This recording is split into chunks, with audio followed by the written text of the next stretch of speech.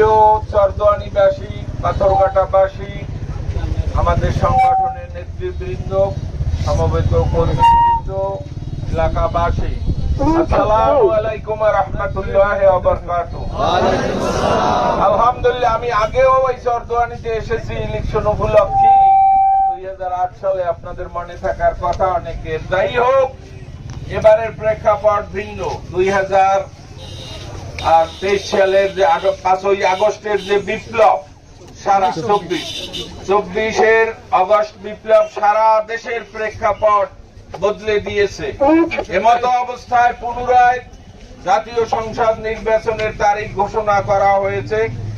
এবার আপনাদের সামনে আমি আবার জামাত ইসলামী বাংলাদেশের পক্ষ থেকে দাড়িপাল্লা মার্কায় সৎ লোকের শাসন, আল্লাহর আইন, এই আহ্বান নিয়ে আবার আপনাদের সামনে এসেছি। আপনাদের উৎসাহ উদ্দীপনা আমাকে অনুপ্রেরণা যোগাচ্ছে।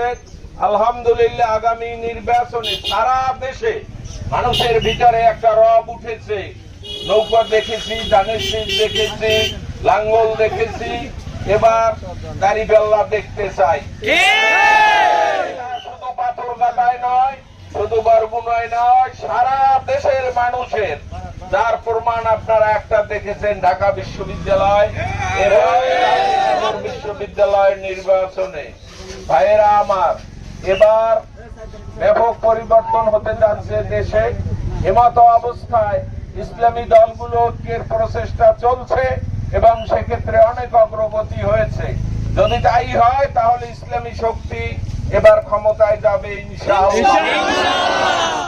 আল্লাহর আইন চাই, সৎ লোকের শাসন চাই, সৎ লোকের শাসন চাই, আল্লাহর আইন চাই। বিদেশি শক্তি আমেরিকা, রাশিয়া, চীন, যাই বলেন না কেন, তারাও চায় এবার সৎ লোক বাংলাদেশে আসুক।